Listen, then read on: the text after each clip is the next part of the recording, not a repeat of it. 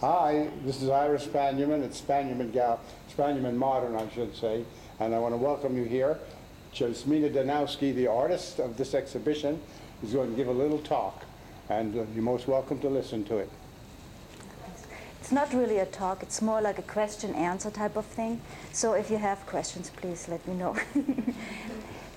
This show is called Meridians Ago, and it is basically about a trip to Maine and afterwards out to Long Island. So there are little situations which zoom in or focus in on situations I have experienced or liked very much or seen or whatsoever. And I'm trying to translate them while I'm drawing from these memories or associations and let them into the paintings and evolve. So this is sort of like a little bit confusing with the camera. Should we follow you? Or? Oh, I see. Now I wanted to show you the type of brushes I use. See, that usually makes everybody happy. See, what I usually do is I paste the pieces of paper on thin pieces of Luan and I'm sorry, on what? Luan. They're like very thin wood panels to cover the floor, and also that takes the tape really well. And in case I spill something on the side, it doesn't go on the floor. So, and then that's what makes the marks here on the side. Just regular tape, and also like when the paper is wet, it tends to warp quite a bit, and when you want to make sure that when it's drying, that it dries flat again. So that's. How heavy is the paper? It's very heavy. I used to use thinner paper, but once I got to smaller sizes, they have them in thicker qualities. And once you use thick paper, it's just like so rewarding. You cannot go back to a thinner paper. It just sucks everything up, and it's very pleasurable to make a line, and it goes. It's great. So ever since I've not been able to use a thinner paper, though the thinner paper comes in larger sizes. There's always a compromise you have to make. So, but anyhow, and then I paste them on the floor and start with whatever is coming first. I mean, in terms of association or color or mark or whatsoever. And once you put down a mark or two, usually all the other marks start to happen in response to it. It's like you put your brush down, and then all of a sudden this complete new world opens up, this complete kingdom where like, oh, and here and there, and then you want to make another wash, and you think, a little bit of stuff over here, and then before you notice, it's like already a few hours, and you already have like a big chunk of the painting. How long does it take you to do it? It depends. It depends what kind of painting it is. Hello. Depends. Some paintings go faster than others, and I have paintings that I still haven't finished, and I started like 8 or 9 months ago. So there's really no clear timing. And then some others, they whip you through. You're like a slave to the painting. You can hardly follow, and those of course go really fast. But there's no complete rule on how long a painting would take you. And when I make a faster painting, I always try to remember what it was that made it fast. But you can't trick it out. It just doesn't work that way. You know when you're finished? In other words, you look at it and you say, I can't do anymore? I often think I know when I'm finished, and I think, I'm finished. And then I come back the next day and I think, what was I thinking? I mean, there's still all these things I can now add and want to do. And I usually know that when a painting is finished when it doesn't let me go back into it anymore. Like, I want to go like, and then like, oh, like this. And I think, okay, I better either wait and see, maybe that wasn't the right decision, what I wanted to apply to the painting, or that wasn't the right move yet. But I've becoming more patient in terms of like wanting to push a painting forward. So I don't I don't want to force it. I'm not forcing it anymore. In the past, I would push it a little harder, said, come on, I'm just going to try it, but it usually doesn't pay back. Sometimes is it like go too far Yeah. and then you ruin the painting Yeah, and you can't do anything yeah, with it? that's devastating. So I've paid a lot of my dues. Yeah, it's very painful when you just go and ruin it because you can't wait. And now I usually have many paintings going on at the same time. So when I can't do something on the one painting I have my mindset on, I go to the next painting and just let this one sit and rest. And so that's another reason why I can't really completely always say how long a painting takes. And also I think that there's a reason when you don't know the next step, you just don't know it yet. And then sometimes you learn this from another painting, and it's almost like you got the green here on your brush and you go like, that's what I needed there, and then you go like, oh, over there. And so it just seems like there is a natural logic once you start trusting it a little bit more. But the impatient part is a problem when you want to do something and you just can't quite make the decision, so to just let it go for a little while. Jasmina, this series seems like a big evolution from the last series that I saw here, and did you find that you were pushing yourself to try to make new kinds of marks, or you were just led in this direction? Was it hard? Was it risky? Did you feel risky, like making new styles and stuff? Yeah, I was very influenced by, just seeing the landscape. And coming back from Maine was actually sort of a bit depressing because it's so beautiful. I didn't want to be back here. And so not trying to make a landscape, an actual real landscape, was almost difficult. So I did some. So I did some small landscapes. I actually even drew little trees, and not little trees also, like some of them are quite big. And at the beginning I got into a conflict thinking that my whole painting will change now. But what happens is you collect a certain amount of new vocabulary when you actually letting yourself do these experiences of making, of advancing into a new territory, and you come back naturally. I don't think that you necessarily need to force yourself to always, to not take these little excursions. I think that they're very enriching, and I also had the real desire of going deeper into space, and I looked at a lot of landscape painters like Constable and Potter, and so it was very difficult for me not to also want to go more into the landscape direction. But yes, it was scary, because the painting started to look very different. Yet I think that they are still drawing from the same situation, like these two bigger paintings over there, the landscapes. The left one is based on being out in Long Island, and I had the chance to just be in the water this summer and float between heaven and, I don't know, completely weightless, fearless, no worries, just looked into the sky, and it was so wonderful that I think that the painting next to it sort of picks up a little bit from that experience, looking into the sky and being out and just floating.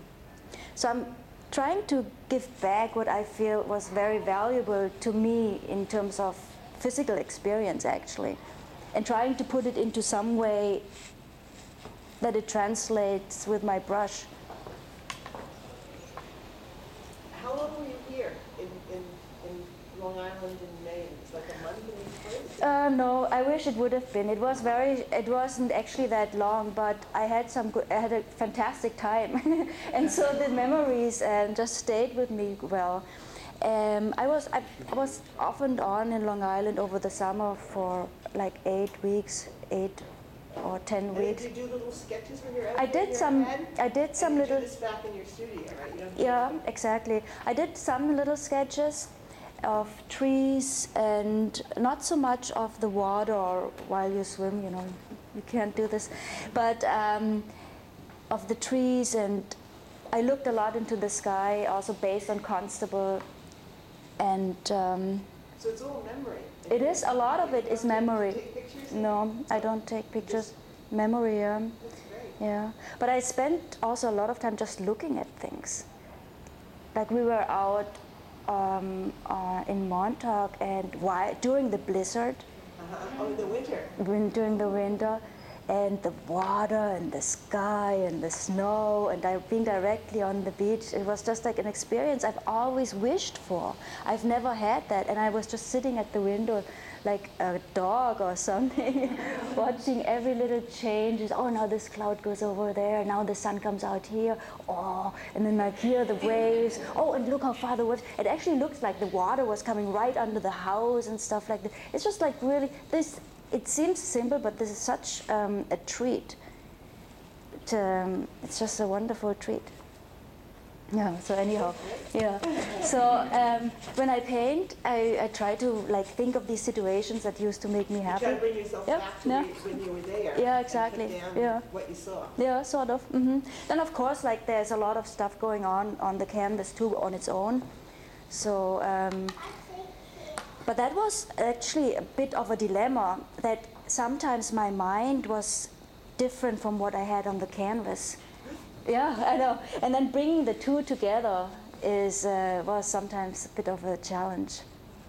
So the Deer Isle is an example where I really tried to stay with the landscape, but I couldn't quite bring it together for the longest amount of time. This painting took me, I think, at least 10 months or so.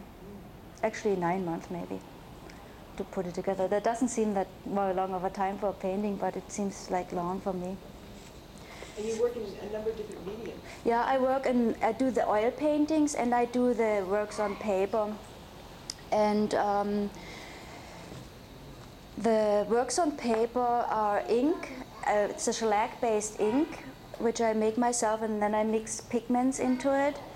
And the oils, they are regular linseed oil and also pigments and different fillers and a little bit of wax.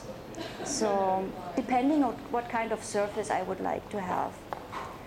So that's basically how I paint. And then I follow all the inner stories, what a painting brings up and what my mind responds to with, and so. Yeah.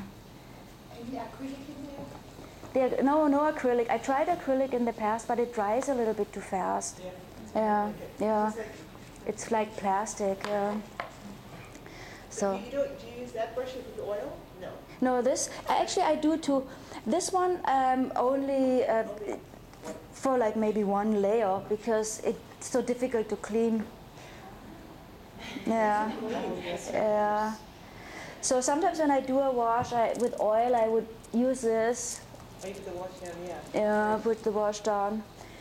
And but it also loses a lot of hair, but I can't really worry about all the hair. It's just part of the process, I figure. And then this one is a really good one to go into petals to create some distance, or like to like with these other brushes. You're just a lot closer, and you make a mark like this also. And I have actually a brush which is that shape, but it has a full top, so it makes these really fun big marks.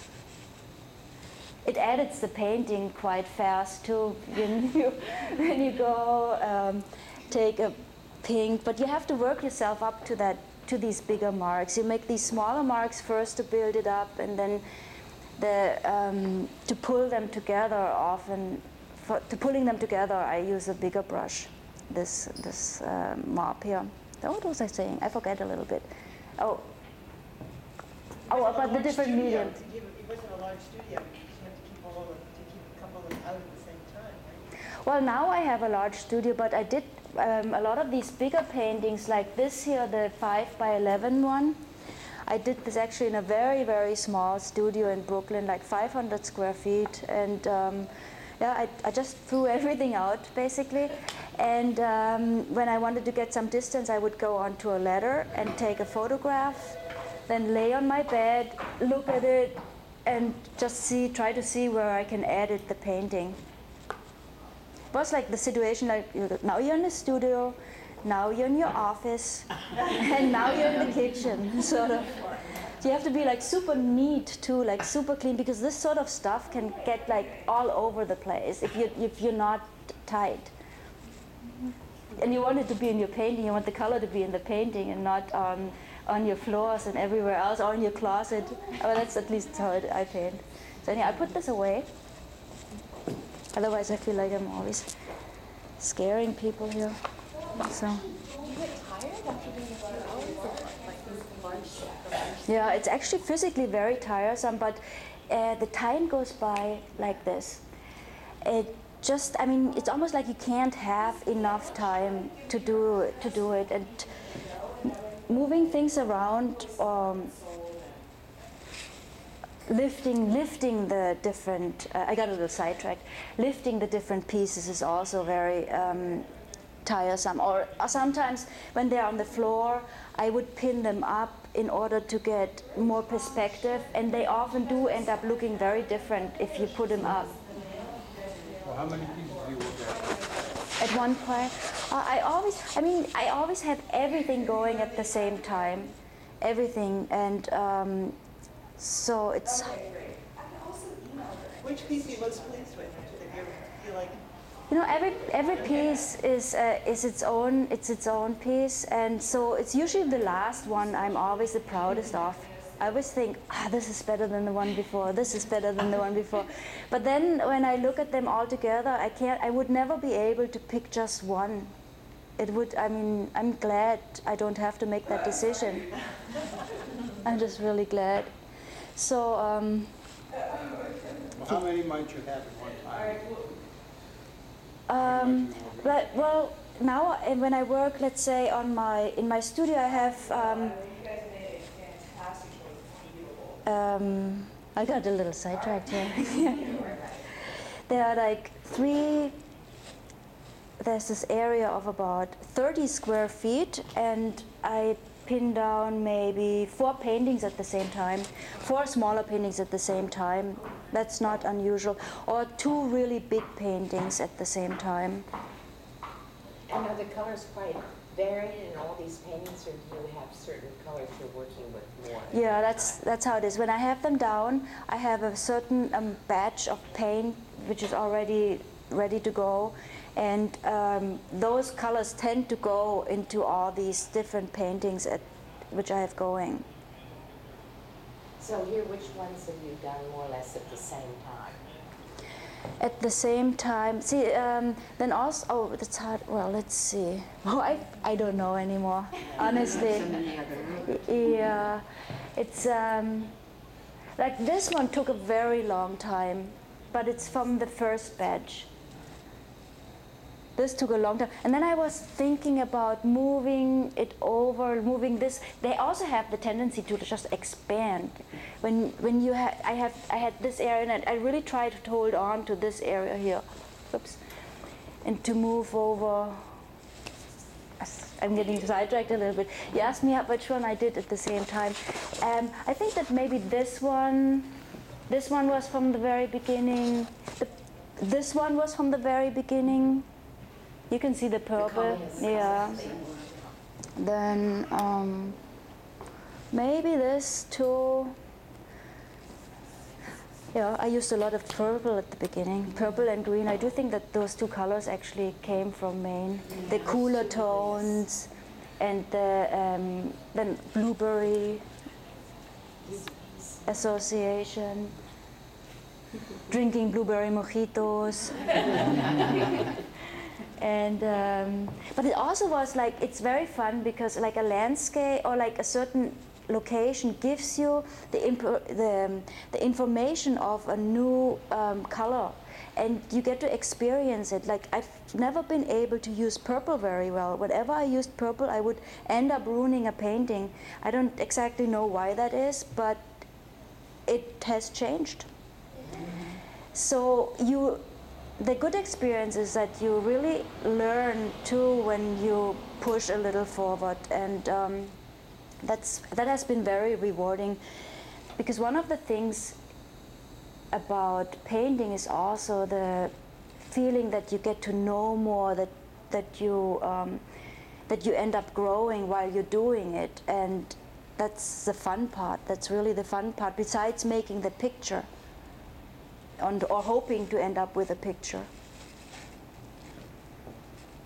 The titles are really special as well. So do you have like a similar process with the titles? Like, do you keep thinking about them as you're painting, or do they just kind of come to you at some point? Or? Well, that's the titles are pretty much dispersed the same way like the pictures happening, except a little faster maybe. While I do my paintings, I have a certain working theme I work on. But then at the end, when I actually name the paintings, I play with them. I play with the titles in my mind for a certain amount of time. I have a whole book of titles, titles that have been circulating for a little while, and I think, oh, this is now the painting that could take it, or this is a certain situation where this title came up. So it's sort of freely dispersed the same way. I love the titles. Oh, yeah, thanks. It's more like jazz. You have a certain repertoire, and then you sort of vary it, or how you vary it, yeah. And you place it based on improvisation. I mean, there's a lot of improvisation involved, and a lot of things happen also out of the situation. For example, it's something very simple, but I've never really made a loop like this with my brush. I always would I would pull the brush or drag it like this, but I never made it like this. I took the brush and I let it follow me, and then I thought, maybe go back. And that's how that happened. Then when I found this situation, then many other paintings all of a sudden got the loop. So you find certain things in paintings while you do them.